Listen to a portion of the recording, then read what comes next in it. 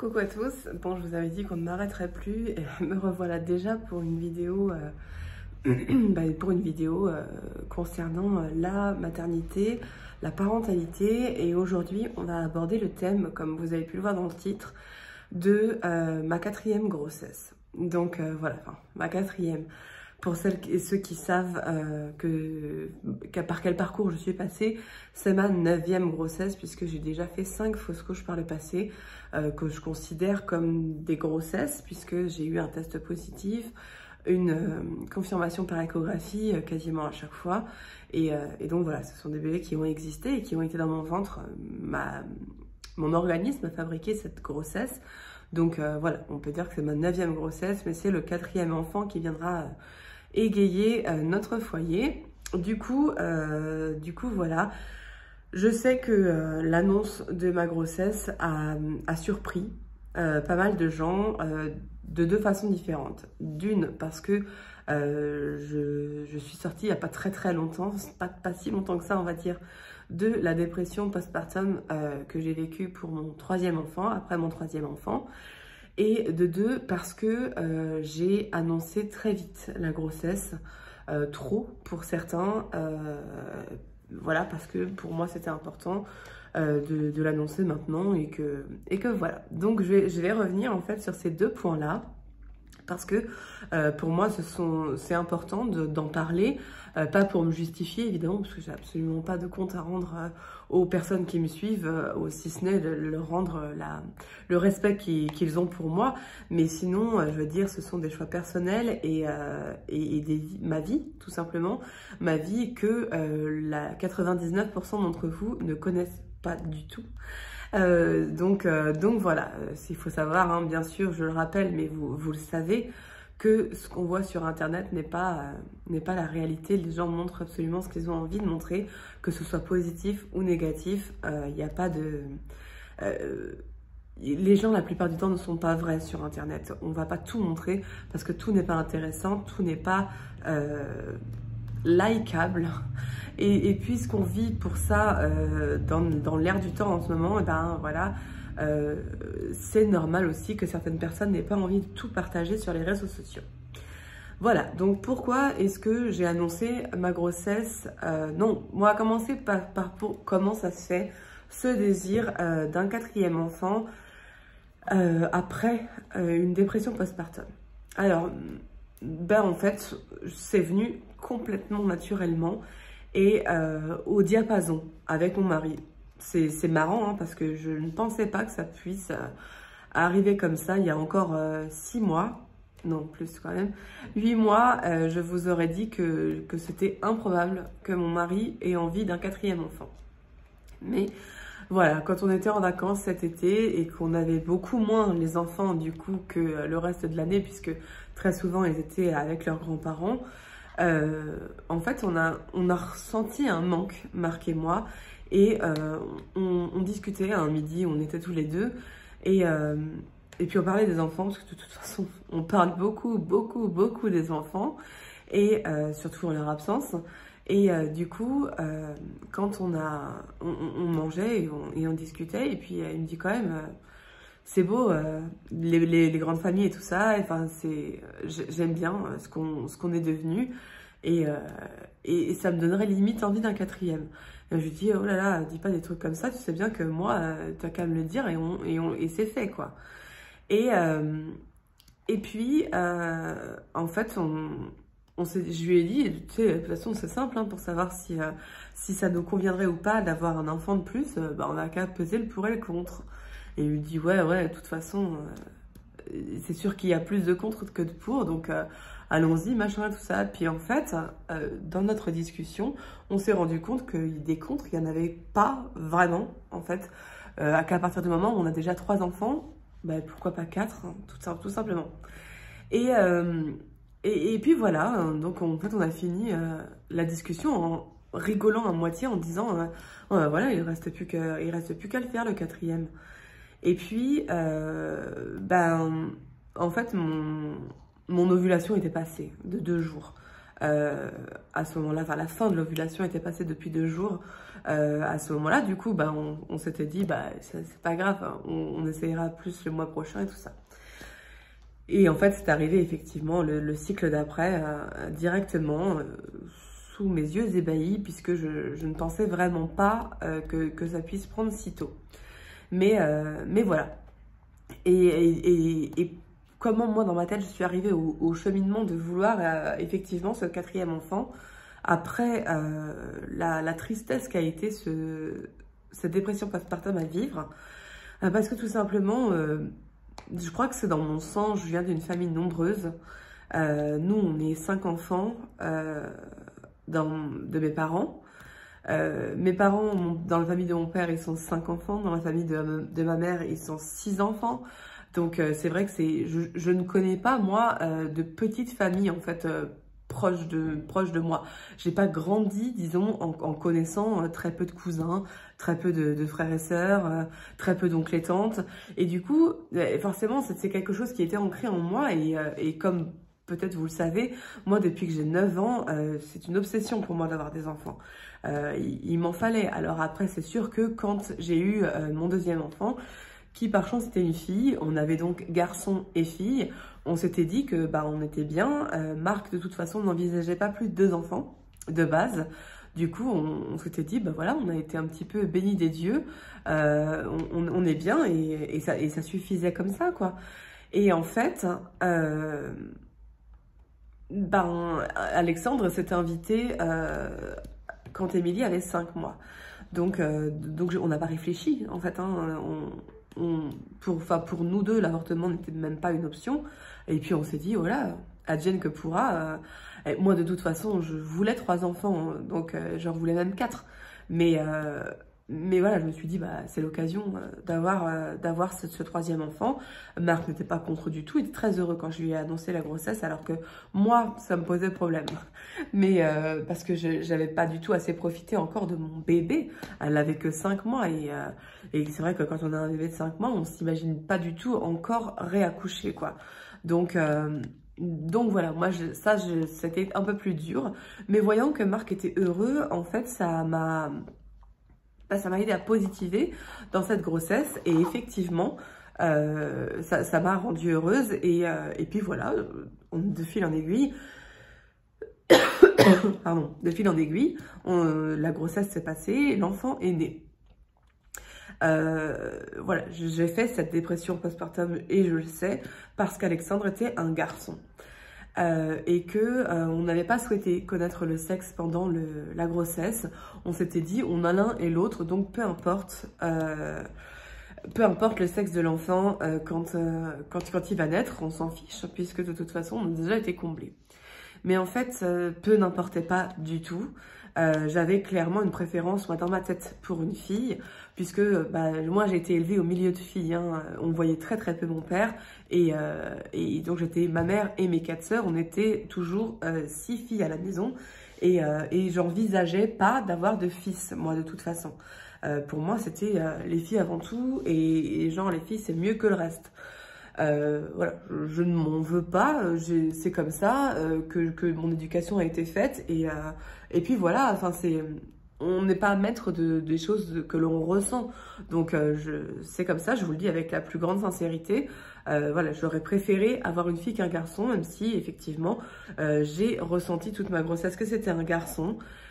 Et quand j'ai accouché, que j'ai pris le bébé de mon ventre, je me rappelle avoir dit à la sage-femme, c'est un garçon, avant de voir qu'effectivement il y avait un petit zizi, donc c'était un garçon. Mais voilà, en plus de ça, il y a eu des complications à sa naissance puisqu'il était prématuré d'1 mois, de 5 semaines. Et du coup, on s'y est pas attaché en fait. Et le fait de pas s'attacher à son nouveau-né, parce que en plus ils sont pas très rassurants en néonat, ils vous font pas miroiter forcément un avenir radieux, parce que bah, c'est pas leur boulot et qu'ils doivent être le plus objectif possible, le plus sincère, et c'est tout à leur honneur d'ailleurs. Ils disent les choses comme elles peuvent se passer, et c'est bien, voilà. Mais du coup, pour nous, l'enfant pouvait mourir du jour au lendemain. Et donc, ça a été un petit peu compliqué pour moi de m'attacher, d'autant qu'en plus, c'était un garçon. Et voilà, mais sauf que à l'époque, j'étais incapable de mettre des mots là-dessus. Je comprenais pas pourquoi est-ce que je ne m'attachais pas à ce bébé, que je l'ai trouvé moche pendant 2 ans. Et que je ne voulais pas m'occuper de lui. C'était horrible, hein, vraiment. Je ne sais pas si vous êtes passé par la dépression postpartum et si elle s'est manifestée comme la mienne, mais ça a été très compliqué. En fait, je n'avais pas d'attachement pour cet enfant qui m'avait gâché pour moi la naissance et l'évolution petite de ma fille, puisque moi, quand je suis enceinte, la priorité, elle est à moi, à mon ventre. Et donc, c'est vrai que Émilie, à partir de 5 mois, elle a été un petit peu mise de côté, malgré tout l'amour que je lui porte, voilà, hein, mais elle n'avait plus le droit d'être un nourrisson, un petit bébé, en fait. Il fallait qu'elle grandisse, c'est-à-dire, elle a très bien compris, puisqu'elle a été très, très vite autonome. Elle a marché à même pas 11 mois, et voilà, enfin, du coup, je pense que elle s'est vite rendue compte que il fallait un petit peu laisser sa place, c'est triste. Même si aujourd'hui elle a clairement récupéré sa place, mais voilà, enfin, pour moi, Alexandre, ce bébé qui s'était invité comme ça, m'avait gâché beaucoup de choses, alors qu'il y est pour rien, hein. Bien sûr, je le reprécise au cas où certaines ne comprendraient pas, parce que c'est difficile à comprendre quand on n'a pas vécu ça, mais voilà, je pense que je lui en voulais pour tout un tas de raisons, et qui sont difficilement explicable, hein, c'est plus fort que nous, donc voilà. Et ce qui fait que, et voilà, je me suis dit, on a un enfant de trop, en fait, il est clairement un enfant de trop, j'étais pas faite pour avoir autant d'enfants, et je le regrette, j'ai passé un an et demi à regretter cet enfant, à me dire qu'il nous pourrissait la vie, qu'il nous gâchait l'existence, hein, vraiment, hein. Et puis, en fait, juste avant le premier confinement, j'ai eu rendez-vous avec un psychiatre que j'avais trouvé sur internet, sur Doctolib. Le premier qui était disponible, parce que c'est une vraie tannée, même en région parisienne, pour trouver un psychiatre, hein. Du coup, j'avais pris rendez-vous. Le courant n'est pas vraiment passé avec lui.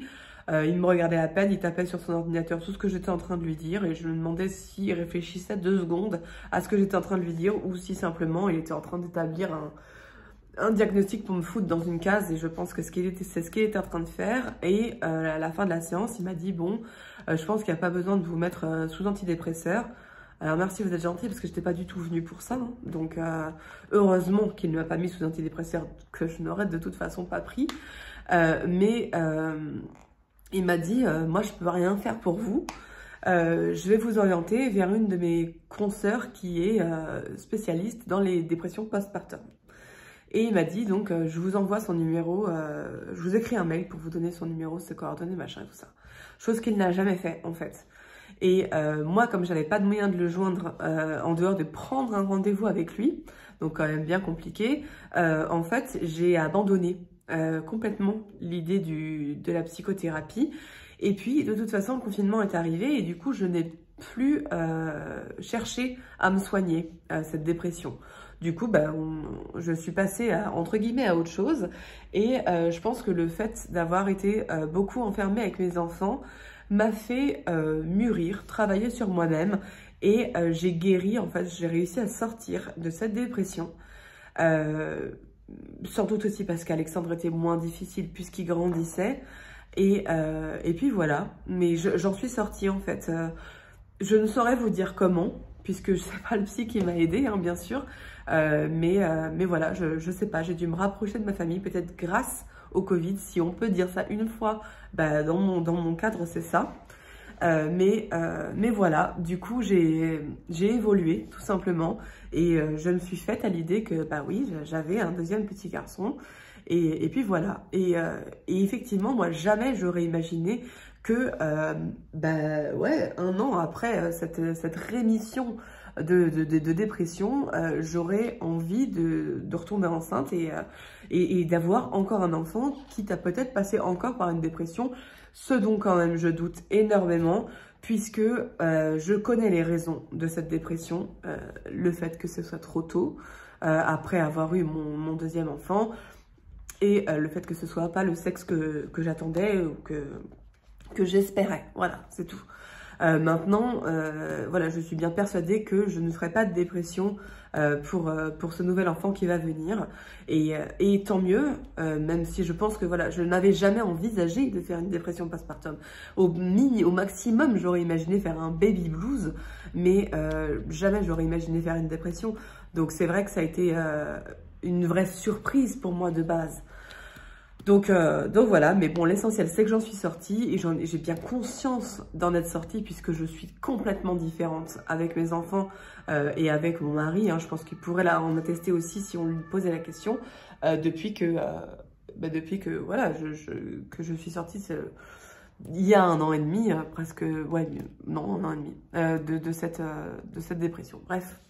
Voilà, du coup, on va passer à l'autre question, enfin l'autre petit sujet de la vidéo, qui est pourquoi annoncer sa grossesse si tôt. Parce que il y en a plein qui m'ont dit oh là là, je sais pas comment tu fais, moi j'attends toujours 3 mois ou alors j'attends même la T2, donc dans les 6 mois pour parler aux gens de ma grossesse. J'ai pas envie qu'on me porte l'œil, etc., etc. Il faut savoir que moi je suis pas superstitieuse pour un sou. Je n'y crois pas une seconde, hein, parce que sinon, comme je le disais, toutes les célébrités qui ont de la beauté, la richesse et les enfants n'auraient pas tout ça si les gens étaient capables de porter l'œil, tout simplement. Hein. Donc voilà, moi j'ai jamais vraiment eu peur de ça. Par contre, il y a bien quelque chose dont j'ai peur, c'est de la solitude, de ce moment de solitude où personne ne sait que même dans les gens qui vous suivent ou dans les gens que vous connaissez dans la vie, que personne ne sait que vous êtes passé par ce traumatisme énorme qui est la fausse couche. Et vous devez gérer ça toute seule, en fait, comme une grande, comme si vous en étiez la fautive, puisque déjà, on est en train de le penser quand on fait une fausse couche. Mais voilà, moi, vraiment, j'avais pas du tout envie que ça m'arrive une fois de plus. Et comme cette grossesse a un petit peu démarré bizarrement, sous plusieurs aspects, je me suis dit, il faut que j'en parle. Parce que si ça doit finir en fausse couche, je serai soutenue par ma communauté, par les amis que je me suis faites dans cette communauté. Et étant donné que je peux plus dire aujourd'hui que j'ai des familles de mon côté, j'avais envie de soutien, en fait, tout simplement. Que si jamais il m'arrivait malheur, eh ben que je sois soutenue d'une manière ou d'une autre par des gens bienveillants, la plupart. Et donc voilà, je me suis dit, tiens... il faut que j'en parle. Et un jour, vraiment un jour comme ça, je me suis dit, il faut que je poste, il faut que je le dise. Et puis voilà, je me suis dit, tant pis, c'est trop tôt, c'est clair. Mais je le dis, c'est pas grave. Et de toute façon, c'est pas ça qui va influer sur la suite des événements. Et voilà, je savais que j'avais besoin des réactions des gens, de leurs bonnes ondes, etc. Donc j'ai fait ce qu'il fallait que je fasse, c'est-à-dire le dire, l'annoncer. Et voilà. J'ai pas eu envie d'attendre une échographie pour le faire. Voilà, moi je suis très très très impulsive sur les réseaux sociaux. Je fais exactement ce que je veux quand je le veux et j'ai pas envie d'attendre. J'ai pas envie d'attendre que ce soit le bon moment, que ce soit instagrammable ou quoi que ce soit. Pour moi, je fais les choses comme elles arrivent en fait. Et j'ai toujours fait ça comme ça. Je ne sais pas être autrement de toute façon. Donc je sais bien que ça peut déplaire à certaines personnes et c'est la vie, mais en tout cas, voilà, moi c'est comme ça que je suis incapable de changer ma nature, même pour faire semblant, donc voilà, c'est comme ça, et voilà, je suis très heureuse d'avoir annoncé cette grossesse assez tôt, parce que j'ai eu beaucoup de retours de personnes qui étaient contentes que je le dise maintenant, ça brise un petit peu l'espèce de barrière que l'on se met avant les 3 mois, comme si ces 3 mois, les 3 premiers mois n'avaient pas lieu, en fait.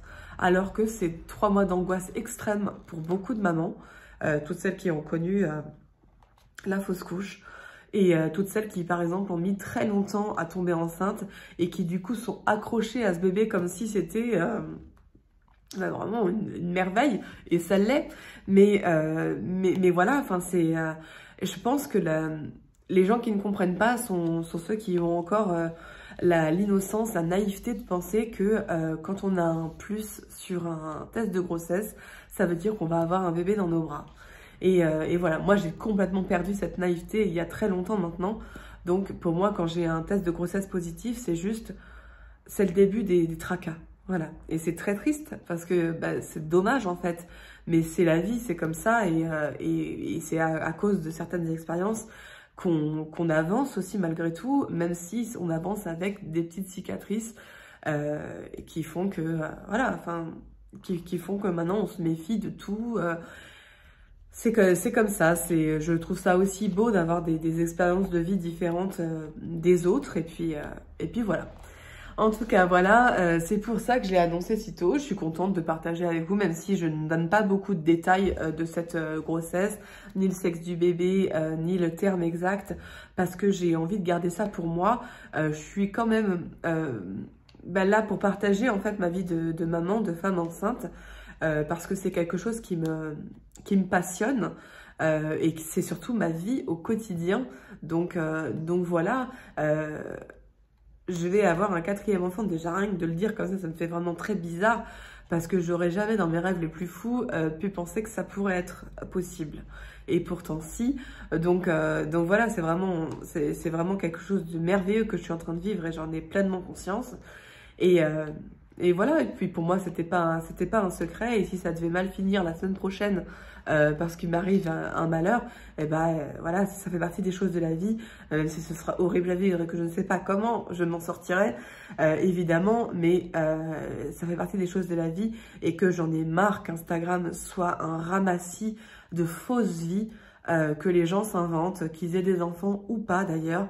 J'en ai marre qu'on ne parle que du positif, même si trop de négatif c'est pas bien non plus, mais un mix d'un petit peu tout ce qui arrive vraiment aux gens dans la vie, ce serait pas plus mal. Et c'est vrai que je me suis dit, il manque peut-être quelqu'un comme moi, plein d'autres personnes comme moi, sur les réseaux sociaux et sur les chaînes YouTube, etc. Des gens qui partagent un vrai quotidien tout simplement, pas forcément des photos ultra travaillées, les enfants pris au moment exact où ils ont la bonne position, la bonne attitude, qu'on arrête de nous faire croire que les enfants sont des génies à longueur de temps pour essayer de culpabiliser les autres ou se mettre en avant. Je sais même pas quel est le but de l'opération en fait de ces filles-là sur les réseaux sociaux, mais moi j'en ai marre en fait. Du coup, je veux vraiment, voilà, faire les choses comme je les pense, comme je les ressens, et c'est tout ce que j'ai toujours aimé. Donc voilà, c'est pour ça que j'ai décidé de faire ça comme ça, et c'est pour ça aussi que je me suis décidée à faire cette série de petites vidéos, enfin de petites d'ailleurs, elles sont pas petites, mais de vidéos où je vais parler de parentalité, non pas que j'ai la science infuse, et très loin de là, mais parce que j'ai envie de partager ce que je vis, ce que je connais, ce que je sais de ma vie et mes expériences, et qui sont pour moi précieuses forcément, comme celles de tout le monde. Et je pense que tout le monde aurait une petite leçon à donner aux autres, et du coup c'est important si on a le courage et les moyens de le faire, d'envoyer un petit peu sa parole au monde entier. Voilà. Donc j'espère que cette petite vidéo vous aura plu. Ça m'avait été demandé aussi, parce que je vous ai demandé sur Instagram il y a quelques jours, quand vous verrez cette vidéo, parce que je vais pas la poster tout de suite, mais c'était hier en vrai que je vous ai demandé tout ça. Je vous ai demandé si vous aviez des sujets de parentalité et tout ça, ou d'autres d'ailleurs, que vous vouliez que j'aborde sur ma chaîne, et j'ai eu pas mal de sujets. Donc je reviendrai sur les autres plus tard, évidemment. Je ne peux pas tout faire en même temps. Mais je pensais qu'avant de revenir sur d'autres sujets de grossesse, il était bon de parler du début, en fait. De la genèse de cette grossesse-là, et qu'on enterre un petit peu cette idée de dépression postpartum que j'ai vécue, que je ne nierai jamais, mais qui est derrière moi maintenant, et que du meilleur m'attend. Donc voilà. En tout cas, sachez que je reviens là-dessus encore une fois, mais voilà, Alexandre a probablement manqué beaucoup d'amour dans ses premiers mois de vie, parce que ni moi ni son papa n'arrivions à nous attacher à lui, mais qu'aujourd'hui tout va beaucoup mieux. C'est un petit garçon qui reste très sensible, mais bon, visiblement je fais ça comme garçon moi, donc Yann aussi est pardon, très sensible, du coup voilà, mais il déborde d'amour, et il en reçoit aussi énormément. Donc voilà, si ça peut rassurer les mamans qui sont peut-être en dépression postpartum, sachez que vous vous en sortirez, et pas forcément avec des médicaments, hein, et que votre enfant, il ne manquera plus de rien à partir du moment où vous vous lâcherez en fait à lui donner l'amour dont il a besoin. Et ça arrivera forcément à un moment donné puisque vous vous en sortirez, tout simplement. Voilà, je vous fais des gros bisous et on se retrouve très vite pour une autre vidéo. Ciao!